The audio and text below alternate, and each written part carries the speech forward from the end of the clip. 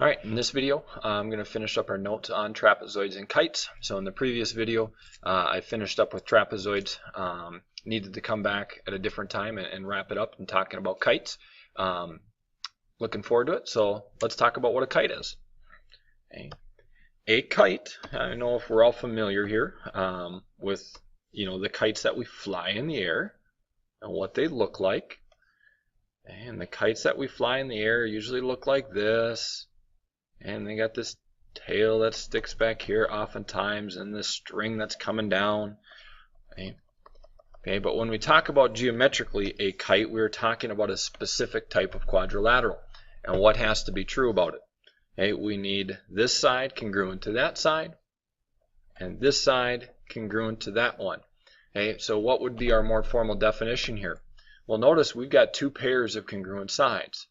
But unlike parallelograms, rectangles, rhombuses, and squares, the opposite sides are not congruent. Okay? So we've seen that a lot. Opposite sides are congruent. That's with parallelograms and every special type of parallelogram. That's not the case with kite, and that's what makes a kite different. A kite is a quadrilateral, okay, with two pairs of consecutive sides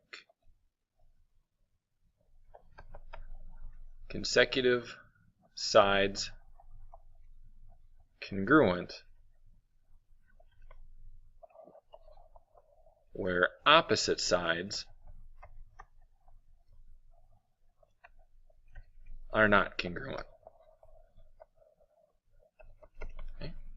Just a reminder, in these videos, feel free to pause, stop, write things down, back up, re-look at things, replay things. I'm going to try to keep things moving here. So there's our definition. And I would like to make a kite in GeoGebra. Okay?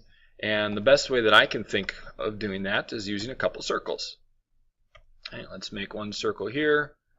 Okay, and let's make one circle like that. How do these circles allow me to make a kite? Well, what do we know about radii in a circle? They're congruent, aren't they? So when I just made those two radii, F and G, they have to be congruent. Same with the two radii in that circle. H and I are congruent. Okay? And as long as H and F are not congruent, G and I are not congruent, I've got a kite. There we go. Now let me actually go through and let's hide those circles. There we go. There's our kite. Okay.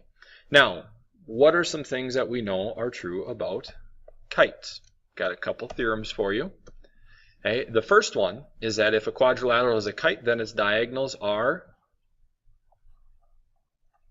perpendicular. Okay. So take a look at this kite. Notice we see the definition here where those are congruent. These are congruent. When we draw in the diagonals BC or BD and AC, they are perpendicular. Okay. Now I'm going to save the conversation for the proof about that to another time. That takes a couple steps. It takes some good thinking to prove why it is. Since I have GeoGebra open, I might as well show you our perpendicular diagonals, measure the angle.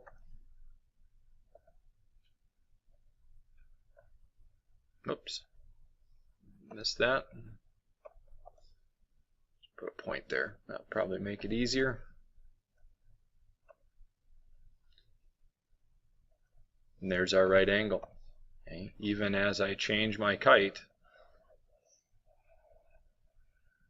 okay, those are perpendicular. Awesome. Okay. Our other theorem, okay, if a quadrilateral is a kite, then it has exactly one pair of opposite angles that are congruent. So take a look, we've got a definition of a kite, we've got those two pairs of sides congruent, these two pairs of sides congruent. This is telling me that angle A and angle C are congruent. But notice it says exactly one pair of opposite angles are congruent. That tells me angle B is not congruent to angle D. Okay. So if I jump back into GeoGebra, let me get these diagonals out of the way here. Okay, and let's measure some angles. Okay, there's angle D, 122.49. There's angle B, 122.49. Now notice that these other two angles are not congruent. Okay, and that relationship holds true. Slide that back in there. Okay, for however I make my kite. Okay. Now this one I do want to take a minute here in our notes to talk about why that would be true. Okay. So let's start with the definition of a kite, and I'm just going to grab this picture here. Just ignore those angle measures for right now. Okay. Why is it true that these two angles have to be congruent? Well, recall, okay, those two sides are congruent in these kites, in this kite. These two sides are congruent in this kite. How do I prove that this angle is congruent to that one? What's our favorite thing to do? Okay. Use triangles. Take this kite, split it right there. Are the top and bottom triangles congruent? Absolutely. Okay, we've got side, side, side, don't we? And we know if these two triangles are congruent by side, side, side, their corresponding parts are congruent. This has to be congruent to that. Perfect. That was easy. Okay. So, one additional problem for us to look at in our notes, and then we'll be wrapped up with our conversation on kites, at least in this video. Find the measure of angle T. Okay. Notice we have a kite. These two angles are not congruent. Our theorem tells us that we have one pair of opposite angles that are congruent. Okay. Angle R and angle T have to be congruent. So how do I solve for them? Well, we've got a quadrilateral. What is the sum of the interior angles in a quadrilateral? 360 degrees. So if I call this x and I call that x, x plus 88 plus x plus 70 equals interior angles of a quadrilateral, 360 degrees. That gives me 2x. 158 equals 360. 2x equals, what would that be, 202? Divide by 2. X is 101. The measure of angle T is 101 degrees. Good job. Okay, there's a quick lesson on kites. We'll see you later.